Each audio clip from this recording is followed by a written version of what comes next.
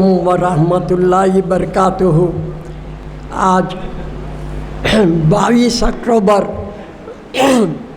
2025 عیسوی بروز چہارشنبہ بعد نماز عصر جامع مسجد عالیہ کے کانفرنس ہال میں محفل اقبال شناسی کی 1225ویں نشست ہے۔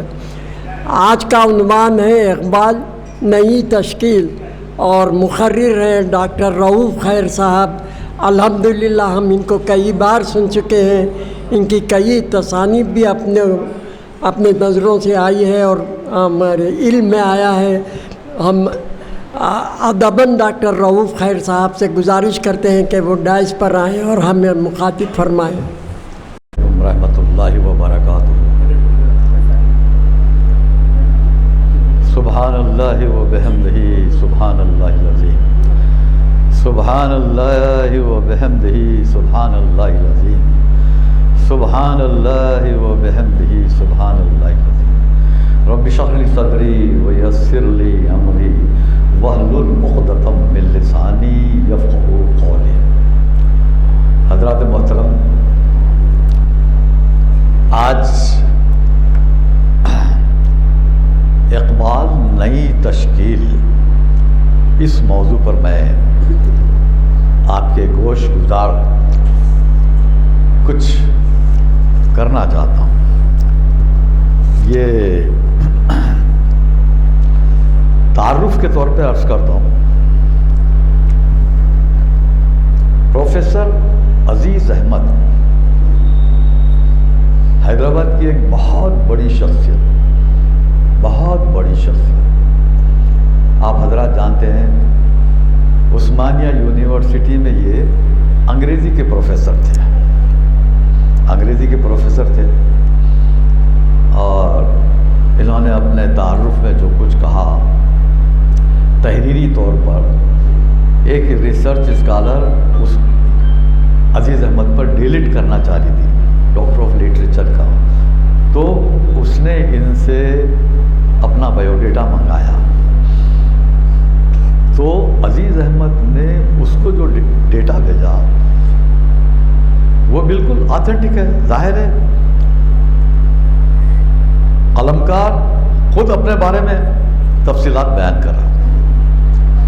تو عزیز احمد کی پیدائش 1914 کی ہے، عثمان آباد، وہ یہاں جو اب کرناٹک میں تھا، شاید اب مہاراشٹرا میں آ گیا، عثمان آباد وہاں کی پیدائش، اور ساری تعلیم عثمانیہ یونیورسٹی میں ہوئی۔ مولوی عبدالحق کے بڑے چہیتے شاگرد تھے اور کئی زبانیں جانتے تھے عزیز احمد، کئی۔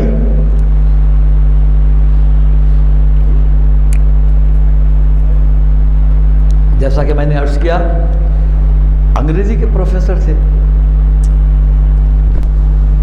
فرانسیسی جانتے تھے، فرانسیسی افسانوں کا ترجمہ کیا تو عثمانیہ یونیورسٹی سے وہ جو مجلہ چھپا تھا اس میں ان کے افسانوں کا ترجمہ شائع ہوا۔ اس زمانے میں جب یہ بڑی مشکل سے 16-17 سال کے تھے، 1914 کی پیدائش ہے اور یہ غالباً 1928 میں وہ مجلہ چھپا تھا، تو 15-16 سال کی عمر تھی ان کی بس ہے۔ اور انہوں نے گوئٹے کا وہ جو ڈیوائن کامیڈی ہے دانتے کی، وہ اٹالین زبان میں ہے، اٹلی کا جو بہت بڑا ایک رائٹر تھا، تو اس کا ترجمہ تربیہ خداوندی کے نام سے عزیز احمد نے راست اطالوی زبان سے کیا۔ فرانسیسی زبان کے افسانے، اطالوی زبان کا یہ ڈیوائن کامیڈی، اور شیکسپیئر کے انگریزی شیکسپیئر کے جو ڈرامے ہیں اس کا ترجمہ کیا۔ ارے دنیا بھر کا کام کیا ہے بھائی۔ بوتیخا جو ارسطو کی کتاب ہے پوئٹیکا، اس کا ترجمہ کیا، دنیا بھر کا کام ہے۔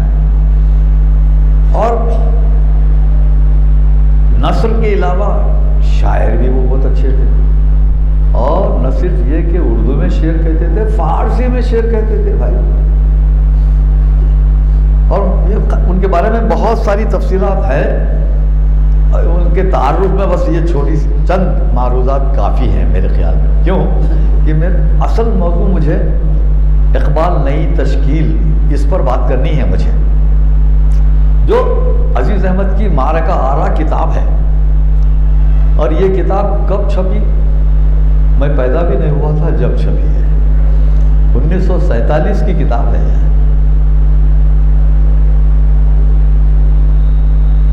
اقبال نئی تشکیل.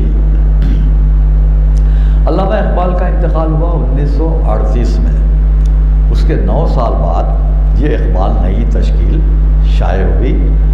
اور عزیز احمد نے جو اقبال نئی تشکیل تقریباً 350 صفحات کی کتاب ہے، اس میں دنیا بھر کی معلومات دے دی. اس میں دنیا بھر کی.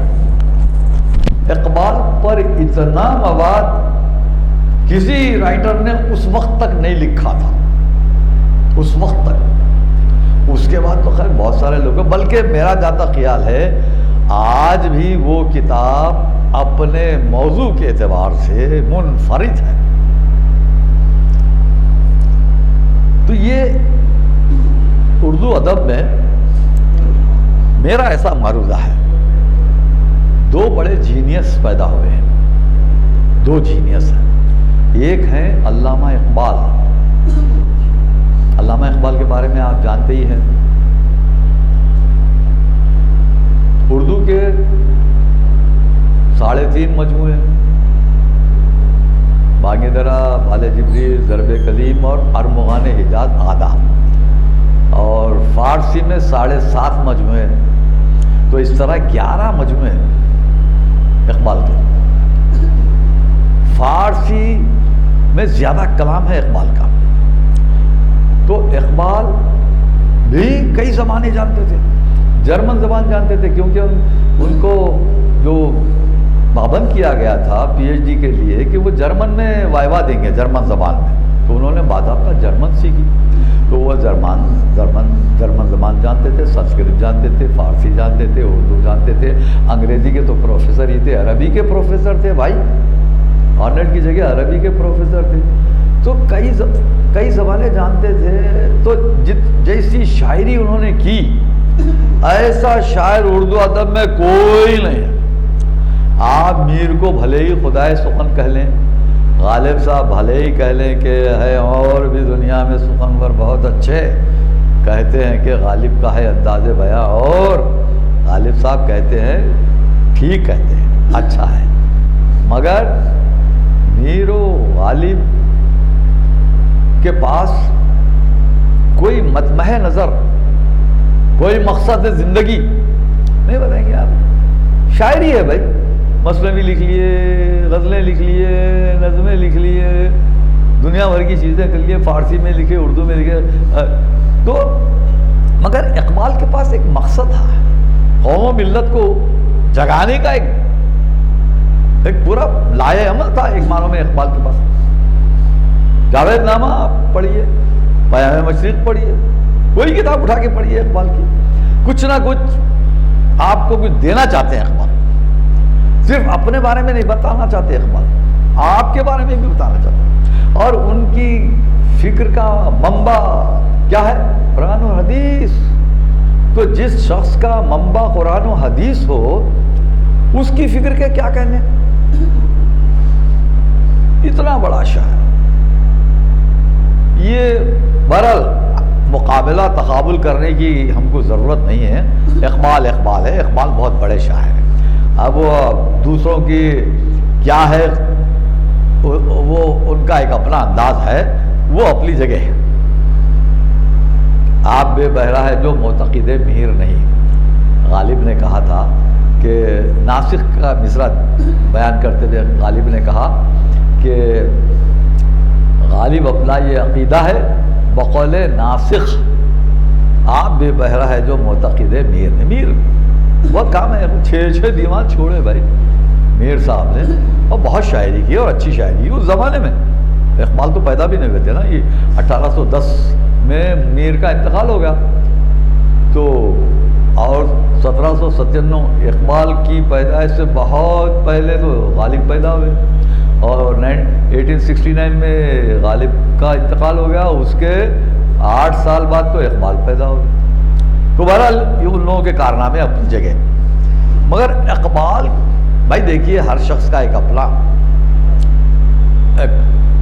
ایک طریقہ کار ہوتا ہے، اس کی فکر ہوتی ہے، اس کا انداز بیان ہوتا ہے، اس کا اسلوب ہوتا ہے، یہ اس کو جو زندہ رکھتا ہے۔ تو اقبال بہت بڑا، مختصر یہ کہ اقبال ایک بہت بڑا جینیس اردو ادب میں۔ اسی طرح عزیز احمد اردو ادب کے بہت بڑے جینیس کا نام ہے۔ 2 جینیس میں بات کہہ رہا ہوں، ایک تو اقبال، دوسرے عزیز احمد۔ عزیز احمد کو نظر انداز کر دیا گیا۔ ہمارے آپ دیکھ رہے ہیں کبھی عزیز احمد کا کوئی سیمینار ہوا، اقبال پر 50 مقالے لکھے گئے، پی ایچ ڈی کے مقالے لکھے گئے، ایم فل کے مقالے، عزیز احمد پر؟ عزیز احمد پر سب سے بڑا کام اگر کسی نے کیا ہے تو وہ اعظم راہی ہے، حیدرآباد کے ایک شخصیت اعظم راہی۔ اعظم راہی نے 6 ضخیم جلدوں میں، ایک ایک جلد 500 600 صفحے کی ہے، سارا عزیز احمد کا سرمایہ، ان کا مواد جمع کیا اور 6 جلدوں میں جمع کیا۔ تو عزیز احمد پر ناچیز رؤوف خیر نے پی ایچ ڈی بھی کی ہے۔ تو میں یہ عزیز احمد کے بارے میں بہت کچھ بتا سکتا ہوں، یہ کتاب کی حاجت نہیں میرے کو، میں بہت کچھ جانتا ہوں عزیز احمد کے بارے میں، کیونکہ میں نے پی ایچ ڈی کر رکھی ہے ان پر، اور صرف ان کے 2 پہلو پر پی ایچ ڈی کی، ایک بحیثیت شاعر اور بحیثیت مترجم۔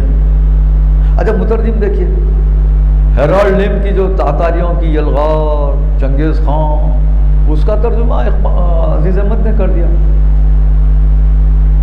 تو یہ، اور فکشن ناول، کئی ناول لکھے بھائی عزیز احمد نے، کئی ناول لکھے۔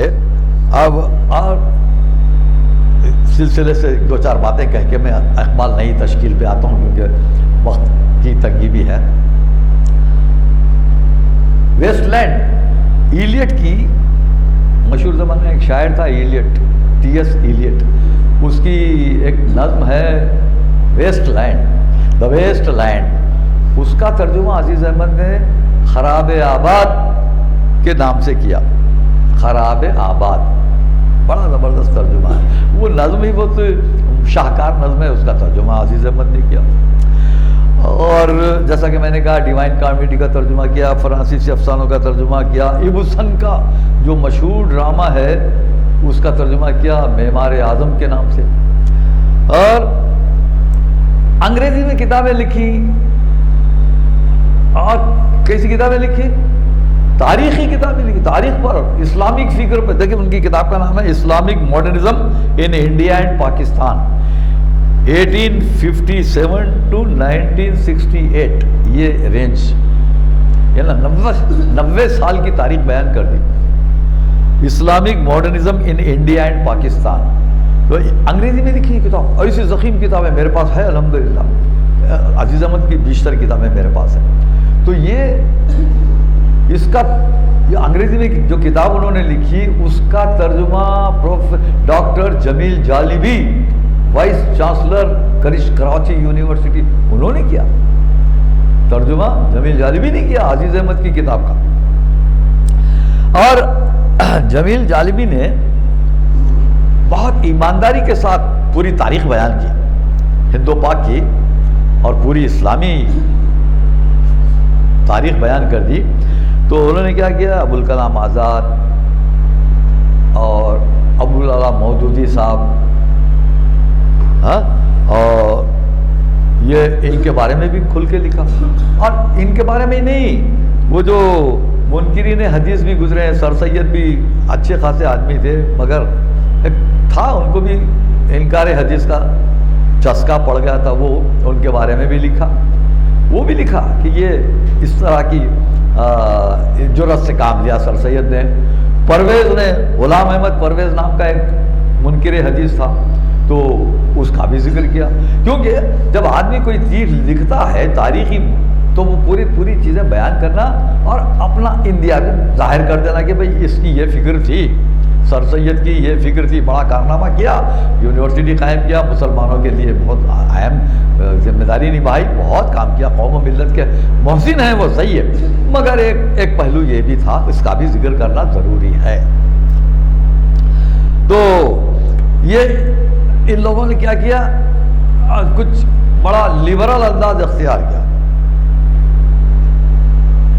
اب گفتگو کچھ اور موڑ لیں گی، اس بات میں تفصیلات میں نہیں جانا چاہتا، آپ جانتے ہیں، آپ حضرات اہل علم بیٹھے ہوئے ہیں۔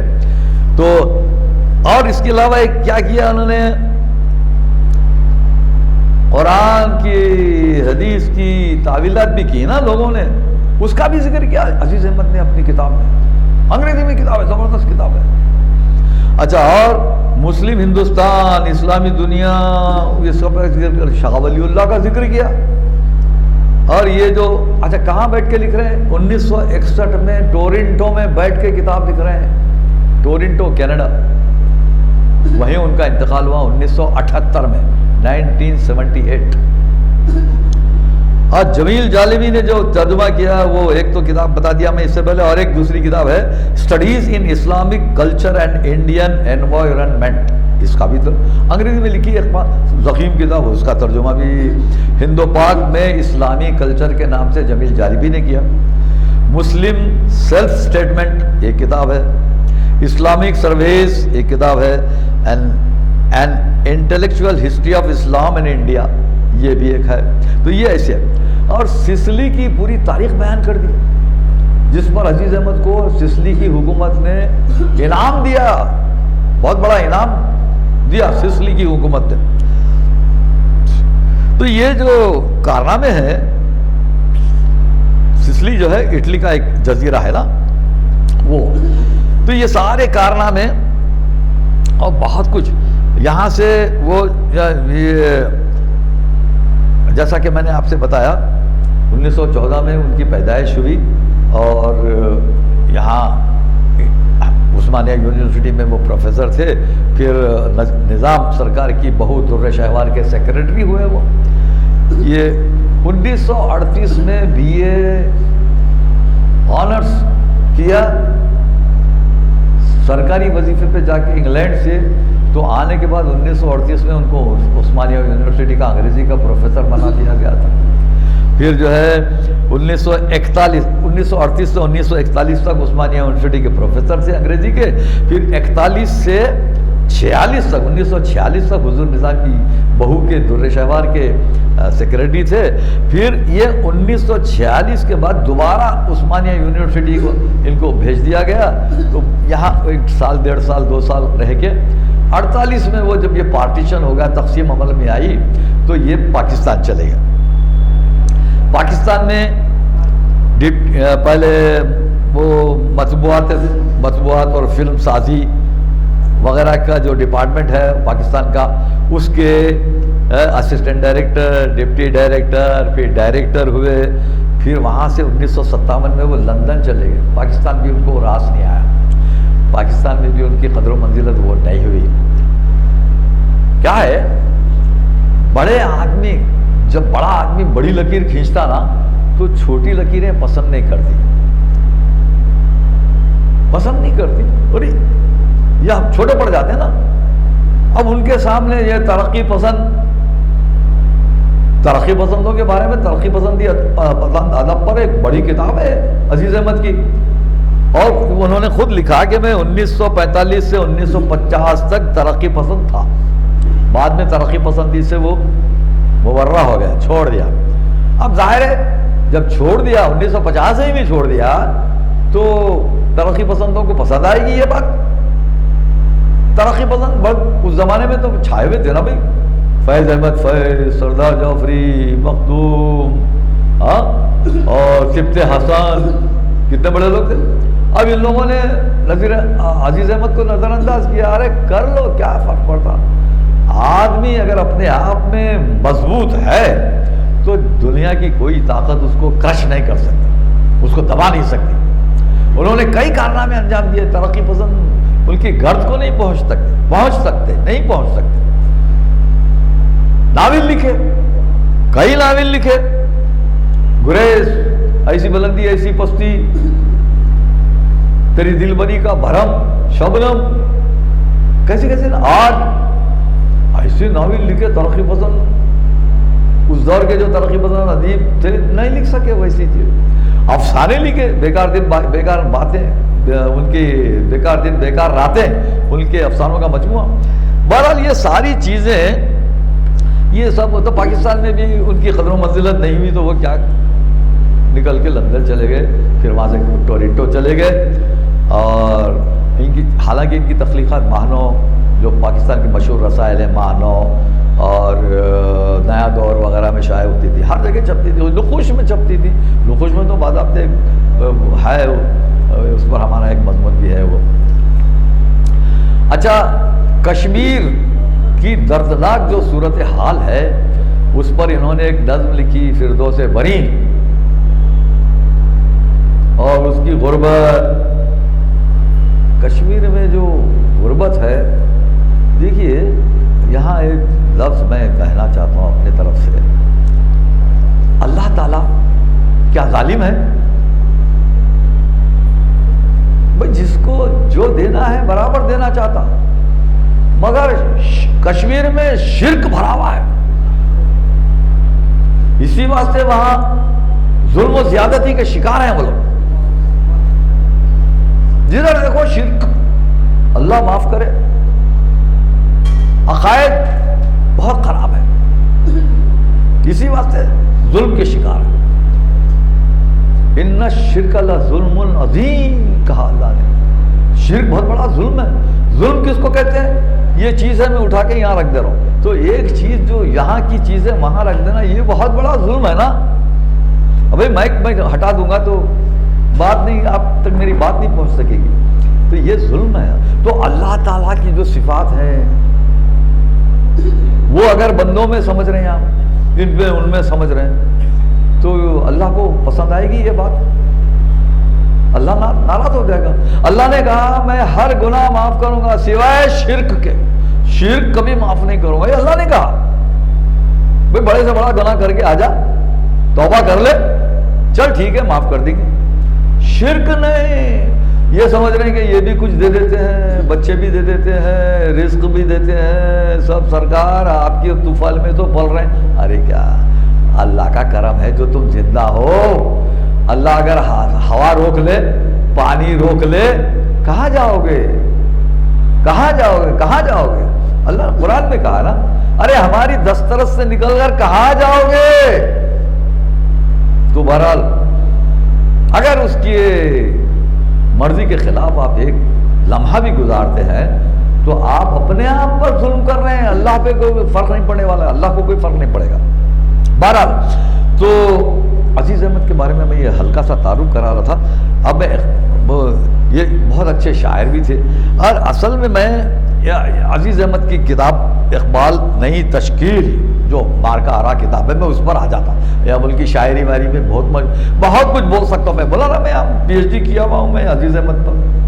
تو اب آئیے ہم اقبال نئی تشکیل پر میں ہلکے ہلکے اشارے کرتے ہوئے چلا جاؤں گا، کیونکہ یہ بڑا زبردست موضوع ہے۔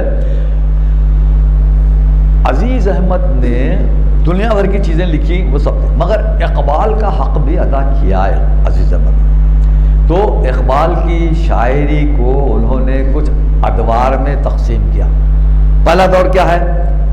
وطن پرستی کا دور، جغرافیائی حب وطن کی بات کی جاتی نا، حب وطن اور قومی اتحاد۔ یہ سر سید بھی قومی اتحاد کی بات کرتے تھے، اور یہ بولتے تھے کہ یہ ملک ایک ایسی دلہن ہے جس کی دو آنکھیں ہیں، ہندو مسلم دو آنکھیں ہیں، اور یہ اگر یہ دو آنکھیں سلامت ہیں تو ٹھیک ہے، ورنہ دلہن جو ہے یہ ایک آنکھ کی ہو جائے گی، کانی ہو جائے گی تو بھی نامناسب ہے پسند۔ تو بعد میں سر سید وڈرا ہو گئے اپنے اس جملے سے۔ تو یہ حب وطن، اور یہ سر سید بڑے دوراندیش آدمی تھے سر سید۔ اب وہ ان کے عقائد کی بات نہیں کر رہے ہیں، ہم ان کی سیاسی دور اندیشی کی بات کر رہے ہیں۔ تو پہلا دور اقبال کا بھی اسی ٹائپ کا وطن پرستی، حب وطن، جغرافیائی حب وطن اور قومی اتحاد کا۔ یہ نیا شیوالا وغیرہ آپ ذہن میں لائیے، میں مثالیں دیکھنے کے بعد آگے وقت یہ ہو جائے گا، اس بات میں آگے بڑھو۔ اچھا، ہمالیہ، نیا شیوالا اور وہ سارے جہاں سے اچھا ہندوستان ہمارا، ہم بلبل ہیں اس کی، یہ گلستہ ہمارا، یہ جو ابتدائی دور کی چیزیں۔ دوسرا دور اسلامی شاعری کا دور۔ اقبال کے پاس پہلا دور کیا تھا؟ اقبال نئی تشکیل میں یہ دور باندھے گئے، پہلا دور۔ دوسرا دور اسلامی شاعری کا دور، جب اقبال نے تاریخی اسلامی، حقیقی اسلام، پان اسلامی تحریک، غیر سیاسی اتحاد اسلامی، خلافت مومنٹ پر بھی اقبال کے پاس ہے کچھ چیزیں، مغربی سرمایہ داری کے خلاف اور جمہوریت کی حقیقت، فلسفیانہ ماضی پرستی، حالیہ صورتحال اور مستقبل کے اندیشے، اس پر کھل کے لکھا اقبال نے۔ اور فارسی شاعری سے قطع نظر اردو میں بہت کچھ ہے نا۔ آپ کو تو مشہور وہ شعر یاد ہے نا، فرد قائم ربط ملت سے ہے تنہا کچھ نہیں، موج ہے دریا میں اور بیرون دریا کچھ نہیں۔ یہ اقبال کا فلسفہ، یہ دوسرے دور کا، کہ بھئی آپ ملت، ایک ملت واحدہ بن جانا ہے، تب آپ کی پہچان ہے، آپ کی آواز ہے، یہ ہے۔ اور اب مگر کیا ہو گیا، یہ ملت بکھر گئی، ملت میں اتحاد نہیں ہونے سے اب اقبال کو بھی بہت دکھ ہوا۔ انہوں نے کہا نہیں منت کشے تابے شنیدن داستاں میری، خاموشی گفتگو ہے بے زبانی ہے زباں میری، یہ دستور زباں بندی ہے کیسا تیری محفل میں، یہاں تو بات کرنے کو ترستی ہے زباں میری، نہ سمجھو گے تو مٹ جاؤ گے اے ہندوستان والوں، تمہاری داستان تک بھی نہ ہوگی داستانوں میں۔ تو یہ سب ہے۔ پھر وہ ایک دور یہ بھی آیا، ترانے ملی اقبال نے لکھا، کیوں اسلامی دور ہے نا یہ، عزیز احمد کی جو تقسیم ہے اس پر بات کر رہا ہوں میں، اپنی طرف سے نہیں۔ عزیز احمد نے جو تقسیم اقبال کی شاعری کی ہے، جو دور ادوار قائم کیے ہیں، جو ابواب قائم کیے ہیں، اس پر گفتگو ہو رہی۔ تو اقبال کا ایک دور یہ بھی آیا، اقبال کے پاس ترانے ملی لکھا، چینو عرب ہمارا، ہندوستان ہمارا، مسلم ہے ہم وطن ہے، مسلم ہے ہم وطن ہے، سارا جہاں ہمارا، توحید کی امانت سینوں میں ہے ہمارے، آسان نہیں مٹانا نام و نشاں ہمارا، باطل سے دبنے والے اے آسماں نہیں ہم، 100 بار کر چکا ہے تو امتحان ہمارا۔ یہ اقبال ہے، یہ دوسرا دور ہے اقبال کا۔ اور اقبال نے یہ بھی کہا، بازو تیرا توحید کی قوت سے قوی ہے، اسلام تیرا دیس ہے تو مصطفی بھی ہے۔ یہ اقبال ہے، یہ دوسرے دور کا۔ اچھا پھر اور انہوں نے اقبال نے یہ بھی کہا نا، سبق پھر پڑھ صداقت کا، عدالت کا، شجاعت کا، لیا جائے گا تجھ سے کام دنیا کی امامت کا۔ تو یہ بہرحال یہ سب اقبال کے جو ادوار ہیں، اب اس کے پہلو پیش کیے عزیز احمد نے اپنی کتاب اقبال نئی تشکیل میں۔ اب دیکھیے اور آگے ہم چلتے ہیں، اقبال کا ایک تیسرا دور، میں مختصر کر کے آگے بڑھ رہا ہوں۔ اقبال کا تیسرا دور کیا ہے اقبال کا؟ عزیز احمد نے اقبال کا تیسرا دور قائم کرتے ہوئے کہا، اقبال کی انقلابی شاعری، پہلے حب وطن کی شاعری، عام قسم کی شاعری، اس کے بعد اسلامی شاعری، ابھی اسلامی شاعری سے بھی آگے ایک انقلابی شاعری، یہ تیسرا دور ہے اقبال کا۔ یہ انقلابی شاعری اقبال نے کہاں سے شروع کی؟ سب سے پہلے ان کی نظم ہے خضر راہ۔ اقبال کی جو مشہور نظم ہے خضر راہ، وہ ہے انقلابی شاعری کی بنیاد۔ اس کے میں 2-3 شعر آپ کو پیش کرتا ہوں تاکہ آپ کے ذہن میں وہ خضر راہ آ جائے۔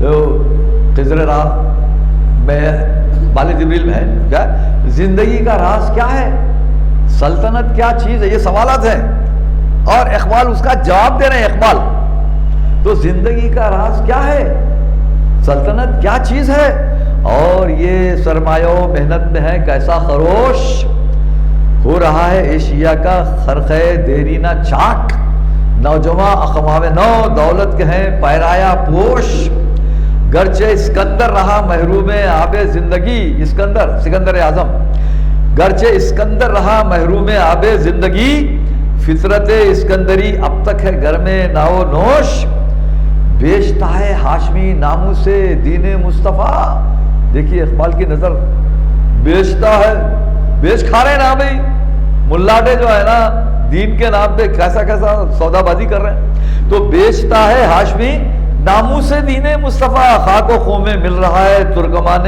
سخت گوش۔ اور اس کے بعد اقبال کہہ رہے ہیں ایک آگ ہے، اولاد ابراہیم ہے، نمرود ہے، کیا کسی کو پھر کسی کا انتہا مقصود ہے، یہ ہے۔ تو خضر علیہ السلام، اب یہ خضر سے سوالات کیے اقبال نے، تو خضر جواب دیتے ہیں۔ پہلا سوال کیا تھا، زندگی کا راز کیا ہے، تو خضر کی طرف سے جواب اقبال دے رہے ہیں کہ برطرز اندیشہ سود و ضیاء ہے زندگی، برطرز اندیشہ سود و ضیاء ہے، ارے یہ فائدہ نقصان، اس اندیشے سے ماورا ہے زندگی، یہ جواب۔ اور ہے کہاں، ہے کبھی جاں اور کبھی تسلیم جاں ہے زندگی۔ اچھا اب سلطنت کیا چیز ہے پوچھا تھا نا اقبال نے، تو جواب اس کا یہ ہے کہ آ بتاؤں تجھ کو رمز آیا ہے ان الملوک، سلطنت اقوام غالب کی ہے ایک جادوگری، اقوام غالب۔ اب دیکھیے اصول کیا ہے، جو طاقتور ہے وہ زندہ رہتا ہے، سروائیول کا جو اصول ہے یہ اس کا ہے، ڈاروین کا فلسفہ ہے، جو زندہ رہنے کی صلاحیت قوت طاقت رکھتا ہے وہی زندہ رہتا ہے، ورنہ وہ مر جاتا، اس کو کچل دیا جاتا۔ یہ اقبال ہے، یہ وہی ہے، وہی بتا رہا، سلطنت اقوام کی غالب ہے، ایک جادوگری ہے یہ۔ اچھا اس کے بعد اب اقبال کی دوراندیشی اس زمانے میں دیکھیے انگریزوں کا پیریڈ ہے یہ، مکر کی چالوں سے بازی لے گیا سرمایہ دار، انتہائی سادگی سے کھا گیا مزدور مات، ہو گیا مانند آب ارزاں مسلمان کا لہو، پانی سے بھی سستا ہو گیا مسلمان کا لہو، اقبال کہہ رہے ہیں یہ، ہاں؟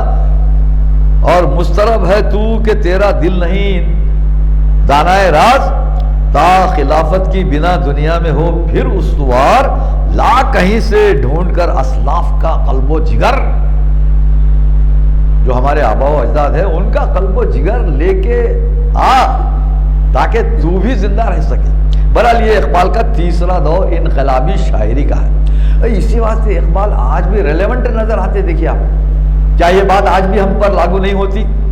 کیا اقبال کا للکارنا آج ہمارے لیے بھی نہیں ہے؟ ہم کو بھی تو للکار رہے ہیں اقبال، ہمارے نوجوانوں کو للکار رہے ہیں، آج بھی اقبال ریلیونٹ ہے، آج بھی اقبال پڑھے جانے کے قابل۔ یہ گل بلبل کی شاعر نہیں ہے، ہاں پڑھ لیا گل بلبل کا رونا رو لیا، اپنا رونا رو لیا، آپ بیتی جگ بیتی سب کر لی، نہیں، یہ اقبال یہ ہے، اسی واسطے اقبال جینیس ہے، سمجھ رہے ہیں؟ تو اقبال نے بہت ساری نظمیں اپنی رد بھی کر دی، متروک کلام، کیوں کہ اس میں کچھ چھوٹی موٹی چیزیں تھیں، کچھ زبان و بیان کی کوتاہیاں تھیں، غلطیاں نہیں، کوتاہیاں، انہوں نے کہا چھوڑو یہ نکال دو۔ ارے کچھ لوگوں کو شوق رہتا نا بھائی اقبال پر طنز کرنے کا، اور یہ کیا، یہ غلط، یہ مصرع غلط، یہ تاریخ غلط، یہ غلط، یہ لفظ غلط۔ ارے اقبال جیسے پہاڑ سے ٹکرانے کی سوچ رہا نہیں، اقبال بہت پڑھے لکھے آدمی کا نام تھا، سوچ سمجھ کے شعر کہتے تھے، ایک ایک لفظ سوچ سمجھ کے رکھتے تھے، بات چھوٹے موٹے لفظ ہیں تو نکال کے پھینک دیے اقبال نے خود۔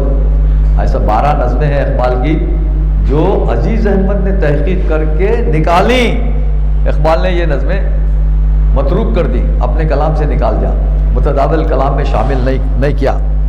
بہرحال یہ اچھا، اور اقبال پہ خواہ کہ کچھ یہ نیتشے کا سپرمین کا فلسفہ ہے، یہ اقبال نے وہاں سے اٹھا۔ ارے خودی کا فلسفہ اقبال نے کہاں سے لیا معلوم ہے آپ کو؟ چلیے میں بتاتا ہوں آپ کہ اقبال کے ایک شاگرد تھے نیازی، بڑے عقیدت مند تھے نیازی۔ وہ اقبال سے پوچھا کہ بھئی، انہوں نے پوچھا کہ بھئی آپ کا یہ خودی کا فلسفہ، لوگ کہتے ہیں کہ نشے سے لیا، فلاں سے لیا، فلاں سے لیا، آپ بتائیں آپ نے کہاں سے لیا؟ تو بولے ٹھیک ہے کل آؤ بتاتا ہوں۔ کل گئے، نیازی صاحب جاتے ہی اقبال نے کہا یہ کلام مجید رکھا ہوا ہے، نکالو۔ نکالتے کلام مجید نکال کے کہا یہ ہے میرا سورس۔ ارے خودی کا فلسفہ قرآن میں ہے، کسی نطشے فتشے وغیرہ کی طرف جھانکنے کی ضرورت ہی نہیں، قرآن ہے، قرآن پڑھو بھائی۔ اللہ نے کیا کہا؟ یہ کلام وہ ہے جس میں تمہارا ہی ذکر ہے، اور سارا فلسفہ اسی میں ہے بھائی، خودی کا فلسفہ اسی میں ہے، کہیں جھانکنے کی ضرورت نہیں ادھر ادھر۔ تو اقبال نے اپنا سورس بتا دیا، اپنا ذریعہ بتا دیا، اپنا خودی کا کہاں سے اٹھایا انہوں نے، خودی کا فلسفہ بتا دیا، قرآن پڑھو۔ اور آپ دیکھیں گے قرآن مجید کی بہت ساری آیات سے اقبال نے استفادہ کیا کہ محمد سے وفا تو نے تو ہم تیرے ہیں۔ ارے یہ جہاں چیز ہے کیا، لوح و قلم تیرے ہیں، اتنی بڑی بات ہے کسی شاعر کے پاس اتنا بڑا فلسفہ، اتنا بڑا شعر نہیں ہے۔ تو حضرات یہ عبد الکریم الجیلی، اس نے بھی جو ہے نا انسان کامل کا ایک فلسفہ دیا، کسی کا بھی فلسفہ، اقبال کو کسی کے فلسفے کی ضرورت، پڑھا اقبال نے بہت کچھ پڑھا، فلسفیوں کو پڑھا، کئی فلسفیوں کو پڑھا، لیکن اصل ان کا جو منبع، ان کی فکر کا منبع وہ ہے قرآن مجید، اللہ کا کلام، اللہ کے رسول کی آیات اور احادیث۔ بھائی اللہ کے رسول نے کیا کیا اپنے صحابہ کو سکھا دیا، دنیا بھی دی، آخرت بھی دی۔ کیسے پیغمبر ہے ہمارے؟ ارے ضرورت سے فارغ ہونے کے بعد دھونا سکھاتے ہیں اپنے صحابہ کو، کیسا دھونا، یہ ہے ہمارے پیغمبر۔ طہارت کا جو اصل دنیا طہارت کا مسئلہ ہے نا، آدمی کو پاک رکھنا ہے، تزکیہ۔ دیکھیے اللہ کے رسول کے بارے میں کہا گیا یسبح للہ ما فی السماوات نہیں، یسبح للہ ما فی السماوات وما فی الارض وان تب نہیں اعوذ باللہ، کیا ہے وہ؟ یسبح للہ برال